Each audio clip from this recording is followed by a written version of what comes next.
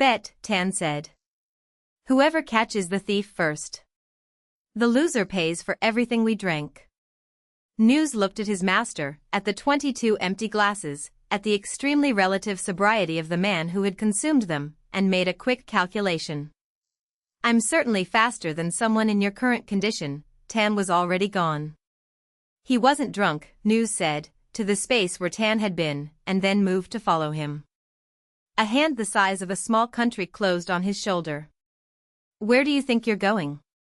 The innkeeper was very tall and appeared to have been constructed with the specific purpose of preventing people from leaving without paying. He looked at News with the patient expression of a man who had heard many explanations and found all of them inadequate. I'm News, News said. You know me. I know you told me your name was Pepper last month. And Salt the month before. Those were different circumstances. There was a thief just now, did you see? He stole from my companion, and I need to sit, said the innkeeper. News sat. He sat with the expression of a man who has many things he would like to say and is choosing, wisely, not to say them. He took out his wallet, threw it onto the bar, told the innkeeper to hold it until he returned, and extracted himself from the grip with the dignity of someone who has not been forcibly seated by a bar owner in front of a crowded afternoon establishment, and went to find his master. Cursing, quietly, every step of the way. The thief was fast and knew the city.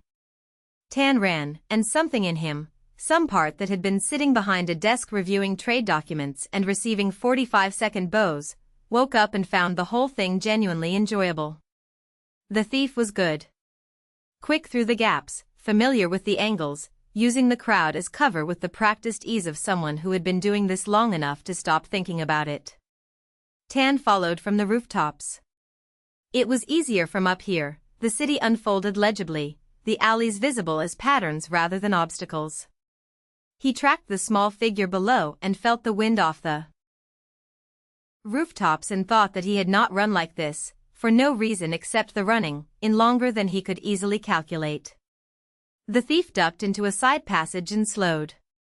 Dead end ahead. He glanced back, no pursuit visible, and his shoulders dropped with relief. Tan was already dropping from the roof when a woman appeared. She came from the far end of the passage with the focused speed of someone who had been looking, grabbed the boy's wrist before he could move, and said, with the tone of someone who has said this before and intends to keep saying it until it takes effect, you. Sister, I told you. I told you that if you did this again, what did I do? The boy put both hands behind his back, which did exactly nothing to conceal the wallet. Where did you get that? A friend gave it to me. When did I become your friend? Tan asked, from behind them. They turned together. The woman had black hair, pulled back tightly, and dark green eyes that were very round with surprise. She looked at him with the expression of someone who had been in the middle of one thing and has suddenly found themselves in the middle of something entirely different. She closed her mouth. Opened it. Closed it again. Then she took the wallet from the boy's hands and held it out. I apologize, she said. Composed, once the first surprise had passed. Direct. News, Tan said pleasantly, to the sound of labored breathing arriving behind him. What's the penalty for theft under imperial law? Cut. News pressed his side and worked on existing. Hand. Cut. The woman went pale. So did the boy. The law is quite specific, Tan agreed. He's a child. The woman stepped in front of the boy without hesitating, putting herself between him and Tan with the matter-of-fact quality of someone performing a calculation that had only one possible answer. He's 12. Take my wrist instead. Tan looked at her. She met his gaze without dropping it. She was serious. Not performing seriousness, actually, completely, practically serious, in the way of someone who has made a decision and is now simply waiting for the next step. Sister, are you insane? The boy tried to push past her. Quiet. She didn't look away from Tan. He's right, you know. The offense was his. Tan looked at the boy. News. The knife.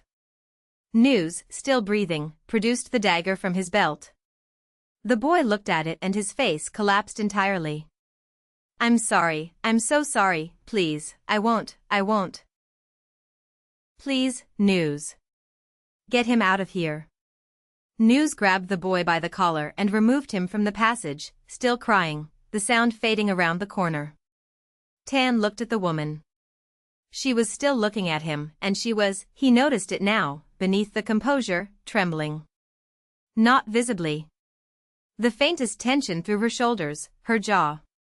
She was frightened, and she had decided that frightened was not relevant. You offered your wrist for him, Tan said. He's my brother. He steals. He's hungry. She said it simply, without apology, without elaboration. Tan held out his hand.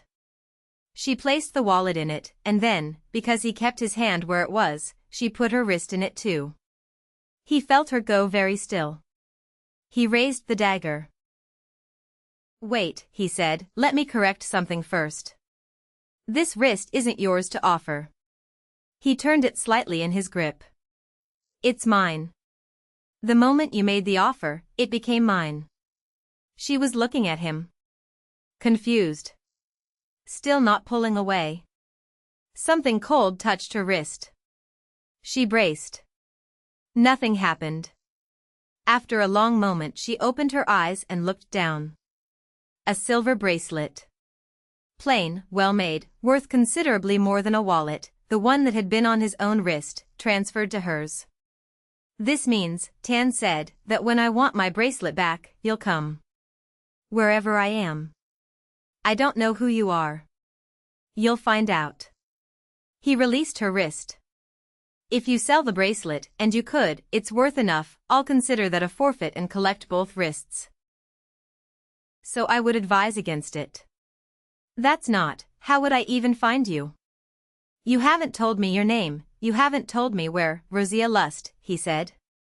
She stopped. Your family went bankrupt 15 years ago. You sew to support your brothers. He looked at her steadily. I'll find you when I want my bracelet. He turned and walked out of the passage, hands in his pockets, back toward the noise of the afternoon market.